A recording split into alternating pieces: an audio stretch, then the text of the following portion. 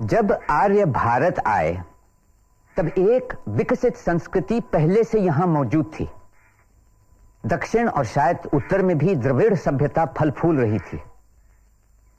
दक्षिण की भाषाएं संस्कृत से नहीं निकली, लेकिन वो बहुत पुरानी हैं और उनमें साहित्य का अनमोल जखीरा पाया जाता है।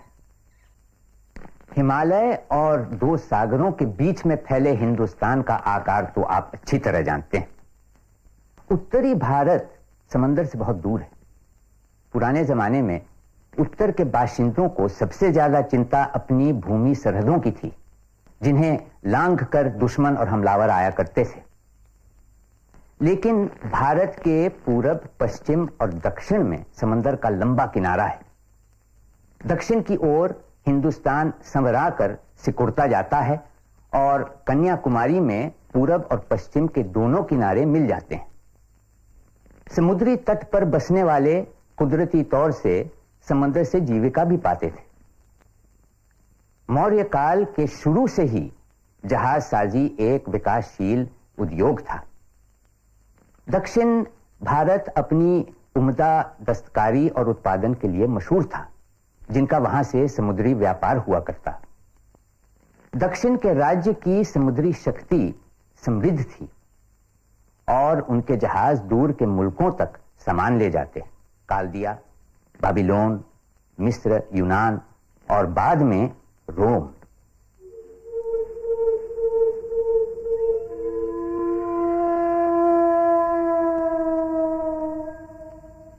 जिस समय उत्तर भारत में बड़े साम्राज्यों की नींव पड़ रही थी, तब तक दक्षिण भारत में पाषाण युग ही चल रहा था।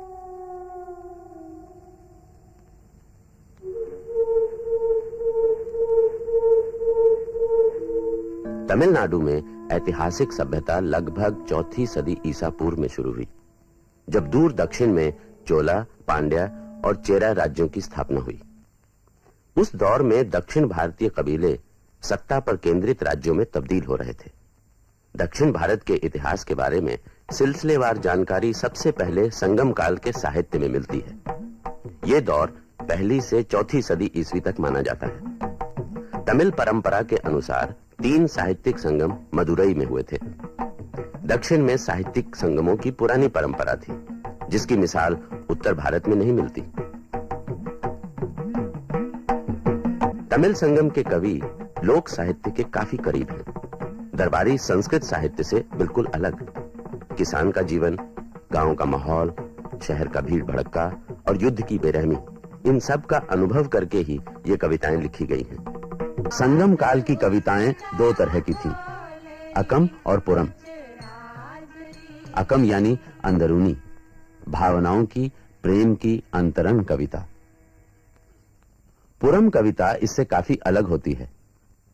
पुरम यानी बाहरी, सार्वजनिक, जिसमें राजाओं और युद्ध का वर्णन होता है। पुरानी परंपरा के मुताबिक दक्षिण भारत जाने वाले पहले मनुष्य ऋषि अगस्त्य थे, जो आर्य धर्म और संस्कृति अपने साथ लेकर गए। इससे पहले जब आर्यों का भारत में आगमन हुआ तो वो द्रविड़ संस्कृति में से काफी कुछ अपना चुके थे। इस तरह द्रविड़ और आर्य जातियों के आपसी आदान प्रदान से ही भारत की मिली जुली सभ्यता का विकास हुआ। 6ठी सदी ईस्वी तक तमिल प्रदेश पर संस्कृत का काफी असर हो चुका था और वहां की काव्य शैली तेजी से बदलने लगी। तमिल कवि लंबी कविताएं लिखने लगे, जिन्हें संस्कृत नाम काव्य से जाना गया। इनमें सबसे प्रसिद्ध और प्राचीन महाकाव्य है शिलप्पदिकारम, यानी सुहाग के नुपुर। साहित्यिक शैली में रचा यह महाकाव्य फिर भी आम जीवन के काफी करीब है। ये माना जाता है कि ये रचना पहली दूसरी शताब्दी में इलंगो अडिगल ने रची थी, जो चेरा राजा शेंगुट्टू वन के भाई थे। मगर हो सकता है कि इसे कई सदियों बाद लिखा गया। उस प्राचीन काल में हम एक ऐसी कौम देखते हैं जो उत्साह और जोश से भरपूर थी, जिसमें जिंदगी की उमंग और खोज निकालने का बलबला था। ख्याल की दुनिया में वो बुलंद से बुलंद पहाड़ चढ़े और कला के मैदान में सलाहियत के बेशकीमत नमूने दिखाए। और हम देखते हैं कि देश भर में एक सी सांस्कृतिक लहर फैलने लगी थी। उत्तर और दक्षिण इस साहस भरी मुहिम में शामिल हो गए, एक दूसरे से प्रेरणा लेते हुए।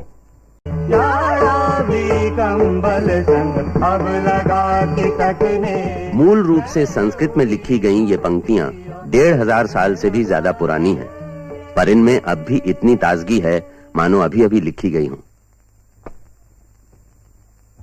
संस्कृत एक अद्भुत भाषा है।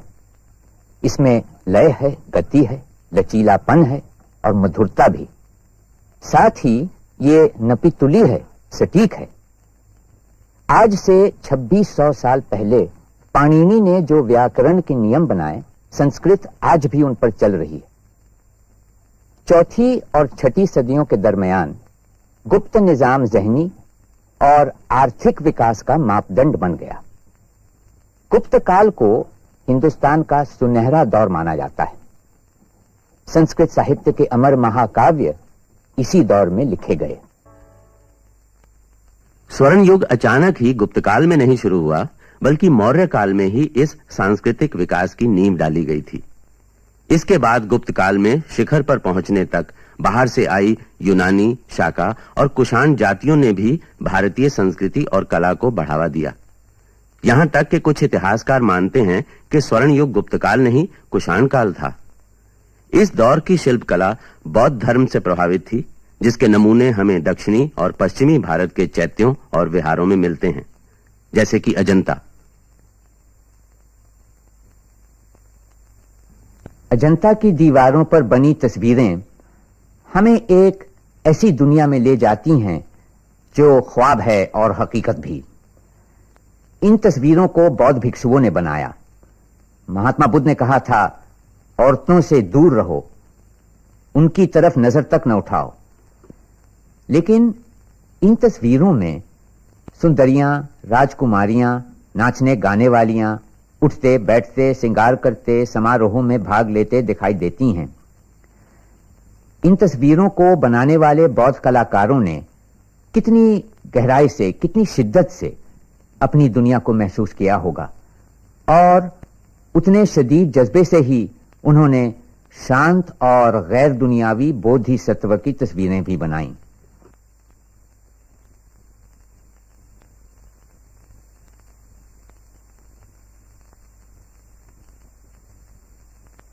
गुप्त काल से पौराणिक देवी देवताओं की आराधना के लिए मंदिर स्थापित होने लगे। पौराणिक देवताओं और कथाओं पर आधारित शिल्प वस्तुएं बनने लगीं, जिनकी कला शैली बौद्ध कला से काफी मिलती जुलती थी। इसके अलावा श्रृंगार रस पर आधारित शिल्प कला का भी विकास हुआ। विदेशियों की देखा देखी राजा महाराजा भी अपनी प्रतिमाएं बनवाने लगे। गुप्त वंश के राजाओं ने नृत्य, संगीत और नाटकों को भी बढ़ावा दिया। कुतुब मीनार के इस स्तंभ को गुप्त वंश के विक्रमादित्य ने विजय स्तंभ के रूप में बनवाया था। इस पर बहुत उम्दा कारीगरी की गई है। सबसे ऊपर है एक कमल का फूल, गुप्त वंश की निशानी। गुप्त काल की जो खासियत थी, जिस वजह से उस काल को गर्व से याद किया जाता है, वो थी कला और साहित्य का पुनर्जन्म। वेद, महाभारत और रामायण के महान युग के बाद ये संस्कृत साहित्य का शानदार काल था। चंद्रगुप्त विक्रमादित्य ने अपने दरबार में उस जमाने के सबसे महान लेखक और कलाकार जमा किए, जिनमें कवि और नाटककार कालिदास भी थे। कालिदास समेत तमाम नाटककारों की भाषा में संस्कृत के अलावा प्राकृत का इस्तेमाल किया गया है। आम बोलचाल की प्राकृत और ऊंचे वर्ग की संस्कृत के मेल का मकसद था नाटकों को आम दर्शक के करीब लाना। कालिदास के जमाने से कुछ पहले सातवाहन काल में मृच्छकटिक या मिट्टी की गाड़ी लिखा गया। शूद्रक के इस नाटक में उस दौर की वास्तविक झलक मिलती है। मृच्छकटिक के बारे में एक अमेरिकी आलोचक ने यूं लिखा है, मृच्छकटिक का लेखक चाहे कोई भी रहा हो, चौथी सदी का था या 5वीं का, वो एक नेक, भला और समझदार इंसान था। उसकी भलाई और उसका ज्ञान एक उपदेशक की चाशनी भरी कलम से नहीं, दिल से उभरे थे। ऐसा नाटक सिर्फ वो ही सभ्यता पैदा कर सकती है जो पुख्ता और स्थिर होती है। जब कोई तहजीब अपने सारे मसाइल के हल सोच चुकी होती है तो ही इस तरह का शांत और सादा मनोरंजन तलाश करती है जैसा ये नाटक है।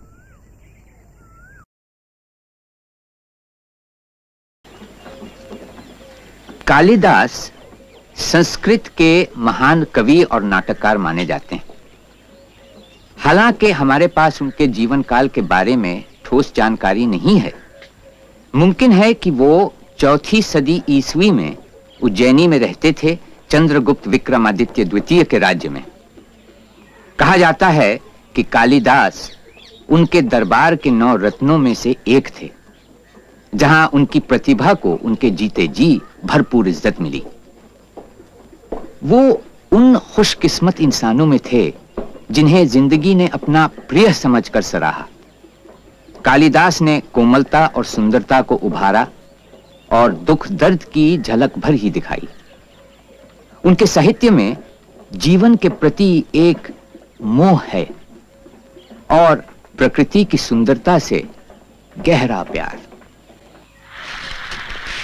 मोहन राकेश ने अपने नाटक आषाढ़ का एक दिन में कालिदास के जीवन की कठोर वास्तविकताओं और उनकी कविताओं की कोमलता के आपसी द्वंद्व को उभारा है। कालिदास 5वीं सदी में वो बात समझ गए जिसे यूरोप 19वीं सदी में भी नहीं समझ पाया है और जो वो अब तक भी पूरी तरह नहीं समझ पाया है। दुनिया सिर्फ इंसान के लिए नहीं बनी और इंसान सही मायनों में अपनी पूरी बुलंदी तभी हासिल करता है जब उसे उस हकीकत की कदर होने लगती है जो इंसान की हस्ती से परे है। इस हकीकत को पूरी तरह महसूस कर लेना कालिदास की उस ज़हनी शक्ति का उपहार पा लेना है जो महान कविता के लिए उतनी ही जरूरी है जितनी फन में महारत। 4वीं सदी ईस्वी की शुरुआत से लेकर कोई 150 साल तक उत्तर में गुप्त वंश की ताकतवर और खुशहाल हुकूमत रही। इसके बाद भी 1.5 सदी तक उनके वारिसों ने गुप्त राज्य कायम रखा, पर अब वो हमलों के आगे कमजोर पड़ता गया और फिर घटते घटते गायब हो गया। मध्य एशिया से आए नए हमलावर हूण मुल्क में तबाही मचा रहे थे, मगर हूणों का राज्य भी ज्यादा दिन नहीं चला, मुश्किल से 51 साल।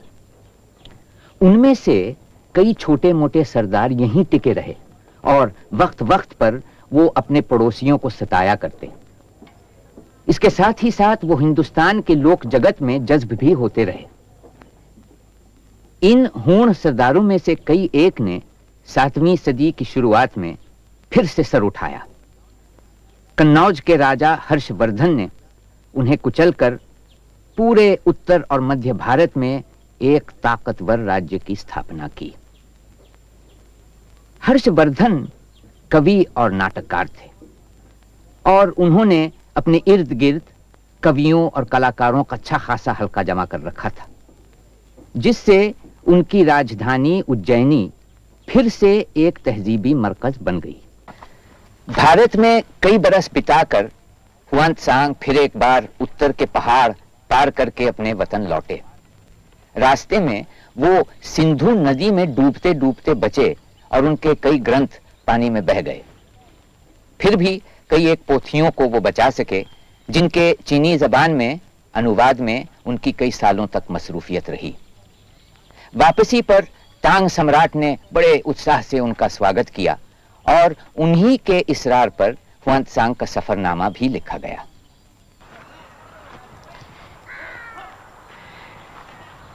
सन 648 में हर्ष की मृत्यु हुई और उसका साम्राज्य जल्द ही कई छोटे छोटे राज्यों में बंट गया। उत्तर भारत में एक बड़े साम्राज्य की ये आखिरी मिसाल थी। जब उत्तर भारत कई छोटे रजवाड़ों में बटा रहा तो सत्ता और संस्कृति का केंद्र दक्षिण भारत बन गया। यहाँ कई सियासी और दिमागी आंदोलन हुए जिनका भारतीय संस्कृति पर गहरा असर रहा।